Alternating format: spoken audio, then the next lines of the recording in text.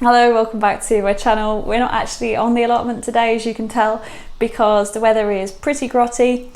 It's really pouring with rain out there today, so we're going to stay indoors and sow some chili seeds instead. Chilies are one of my favourite things to grow because there's just so many varieties to try. Even if you don't like spicy food, there's still going to be a chili for you out there that you can love to grow yourself from seed. They take so long to grow, which can be frustrating, but you love and nurture that seed for so long. By the time you get your chilies in late in the season, they're just such a treat. These big jewels that you can take home and cook with and make all different types of preserves and meals with them.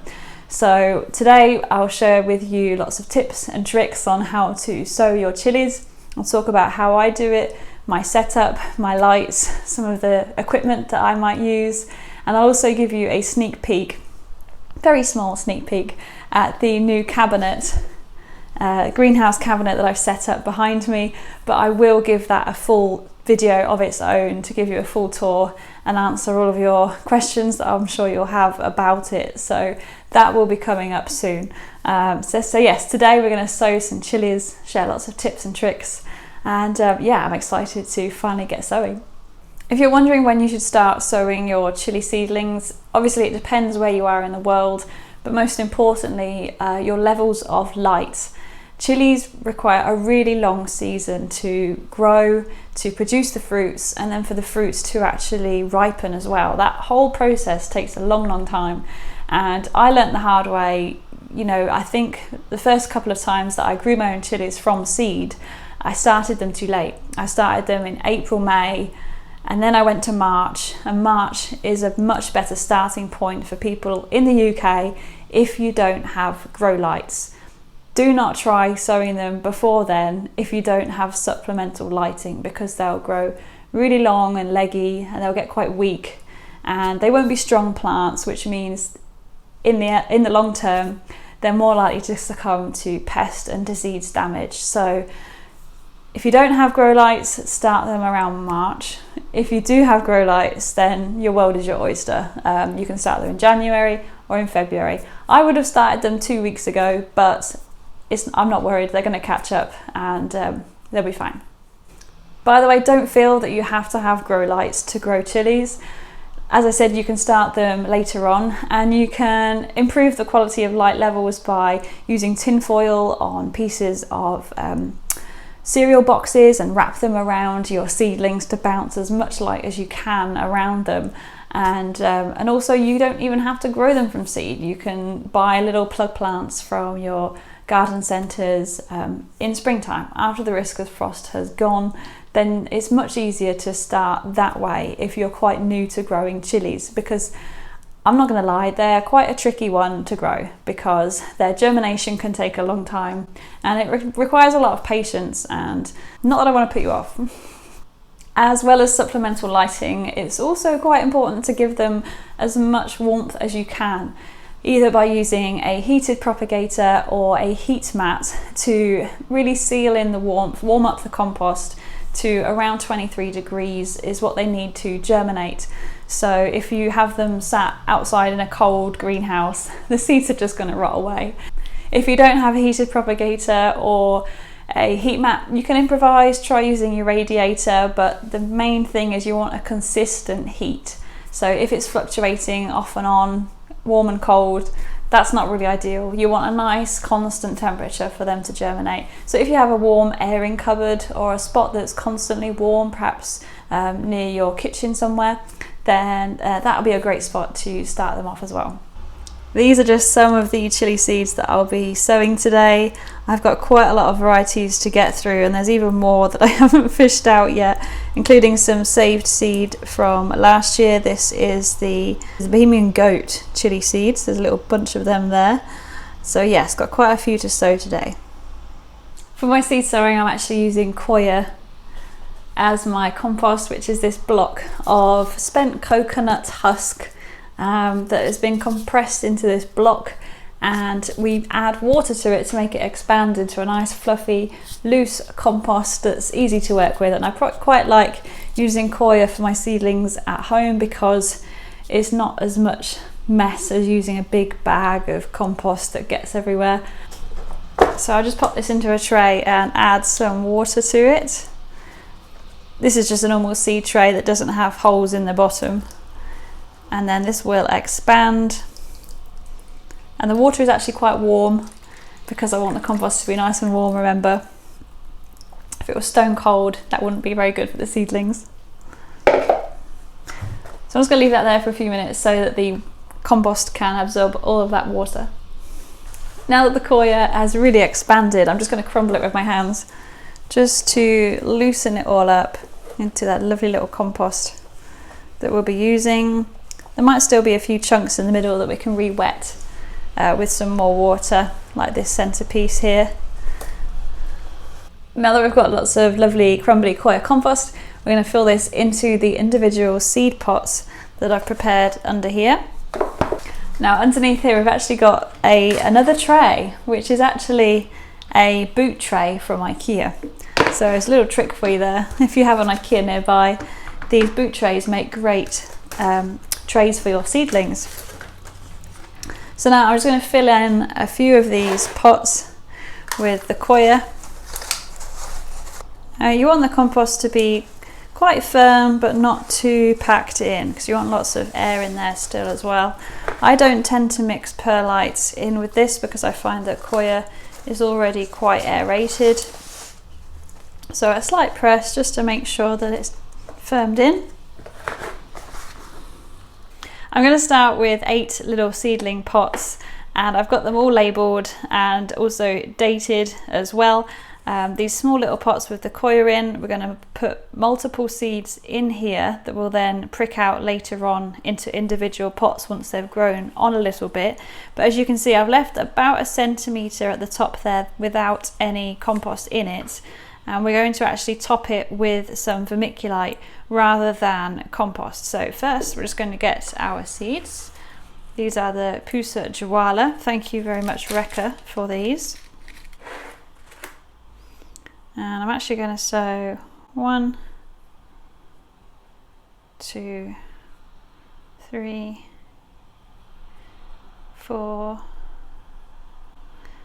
Let's start with 5 or 6. Start with 6 since I have quite a few in the packet. That's how they are. And then just going to top that with a little bit of the vermiculite.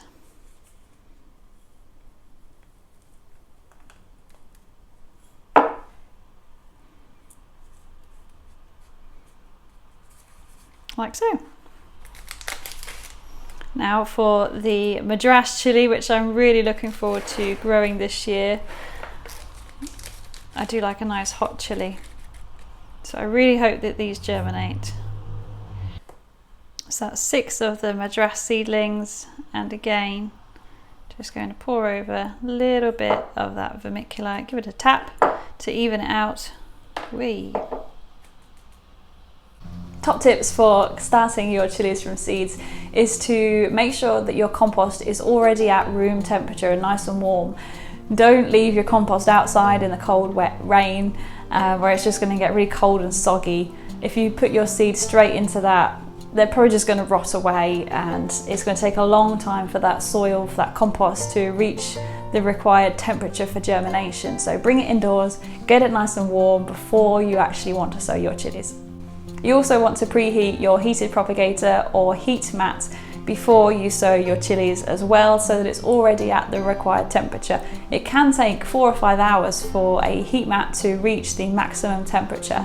So get it on before you want to start sowing so that you're saving yourself all that time. Now then, I'm actually trying something a bit different with this Scotch bonnet. This chili's actually not long come out of the freezer at home, and I've taken the seeds out of it.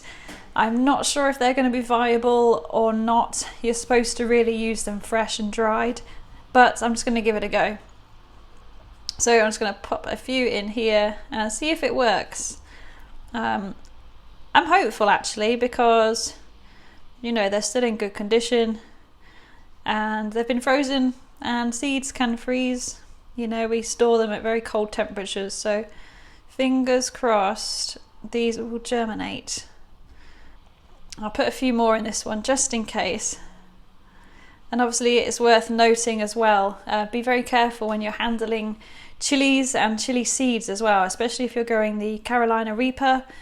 Really hot varieties, even the seeds can cause you pain if you then touch your eye, or yeah, just be very, very careful when handling chilies, guys. Now that I've sown my first lot of chili seeds, it's time to give them a very gentle watering before we put them onto the heat mat and into my cabinet. I like to use a spray bottle of water just to go over the surface of the pots, rather than using something that's going to be far too heavy watering, such as a watering can, a hose. You know, we don't want to be using that kind of thing, because the force of the pressure of the water will just dislodge the seedlings, and it will soak the compost too much that it becomes too saturated. So just a gentle misting is what I prefer, just to keep them nice and moist. Obviously I could bottom water them a little bit as well, that's also an option, but whilst they're still at this stage and it's just a case of getting going, I just use my little mister. These are all now ready to go into my little greenhouse propagator cabinet, so let's take them over. So here is my full cabinet now with its lights and accessories all in. Now it's just time to add in my seeds. Now I can appreciate that this cabinet greenhouse is a little bit extra. It's a project that most people won't be taking on. It's a little bit expensive, but it's become a new little project for me this year, a new little side hobby, and I'm just really excited to be growing more food indoors this year and starting off my chilies in this cabinet. It's an amazing way for me to save space, and they're also protected as well with these doors. People can still spend the night in my spare room without running the risk of knocking over my seed trays and, you know, destroying all of my chili seeds. So they're going to be nice and safe in here, and yeah, it's all kitted out now. I'll give you a full tour in a separate video, remember, but my grow lights are all set up and running. And I just want to thank Spider Farmer so much for sending me them to try out, and also for sponsoring this video. I really like this design because it's quite a flat panel. You do have the power pack on the top, but they're a really nice slick design. You've got all of those LED lights on the actual panel itself. Because they're LED, they're much lower power, so they don't use as much power consumption, and your electricity bills are not going to be as high compared to halogen lights, which are much more expensive to run. These are also full spectrum, so it's a white, nice warm colour. You don't have that horrible purpley blue, or sometimes it's called plurple, I think. Like, I really didn't want that horrible purpley blue colour to illuminate this room, because this is still a place that I want to tend to and enjoy as a space, so it's functional and also aesthetic at the same time. And one of my favourite features so far is this dimmer switch that can go from the minimum of 0 to 100 watts, and you can change the brightness to suit the level of growth that your plants are at. So whilst we're growing our seedlings, we don't want that light to be too bright, so we'll set it at about the 30 mark and then increase it as the plants get bigger. So as they need more light, then we'll just turn it up to a brighter setting. So yeah, I'm really looking forward to trying these lights out in my cabinet, and we'll give you more videos to see how they perform and how my plants respond to them. At the bottom of my cabinet, I've got this heat mat which has been on for a few hours already, so it's lovely and warm to touch. And my heat mat is connected to a thermostat, and this means I can control the temperature that it gets to, which is perfect for chilies because you really need a constant temperature between 20 and 27 degrees for them to germinate. Any colder than that or any fluctuations and they might not germinate. So my thermostat is set to 24 degrees C, and it's got on the end this little probe which we'll put into the compost, and that will sense the temperature and then get it to the right desired temperature, switch off once it's reached that temperature, and switch back on again if it dips below. So that's now set. Now we've just got to move the seedlings in, so I'm just going to keep them in the seed tray at the moment. But one other thing we can do is pop on a little propagator lid, and that will help keep in all of that warmth and all of that moisture to prevent the compost from drying out too quickly, and it'll also keep in the warmth as well. So I've got the probe here that's connected to the thermostat, and I'm just going to push it into this empty pot of compost. There's no seeds, no chili seeds in here, so I'm just going to push that in there. Make sure the probe doesn't touch the bottom of the pot, so that it's definitely just in the middle here, and then I'll place that inside and pop the lid on, and then my thermostat will keep an eye on that temperature, and hopefully we'll see those in a few weeks time. So that's it for now. I'll just keep an eye on the moisture levels, use my spray mister if I feel they need a little bit more water, and it can take at least 7 to 10 days to germinate. The hotter the variety, the longer they can take to germinate, so you could be waiting 2 weeks, sometimes even longer than that, which is why it's a bit of a waiting game from now on. So I'll be keeping them on the heat mat. Once they germinate, I'll move them up to the other shelf and keep the ones that need to germinate on the heat mat still. So they need heat to germinate, but once they've germinated, they don't need the heat anymore. It's going to take a little while for them to germinate and grow, but eventually we will be pricking out all of the little seedlings so they get their own little pot, because we want to give them as much room as they need to grow. But for now, they're going to stay in here in the cabinet with the light on for about 12 hours a day once they've germinated. Thank you very much for watching me today. If you want some more information on growing your own chilies, I really recommend the Red Hot Chili Grower book from the RHS. It has lots of information on growing your own from seed, how to use them, dry them, preserve them, and it gives you a lot of information about different types of chilies as well. So I really recommend this book for extra reading. Thanks for watching, and I'll see you again soon.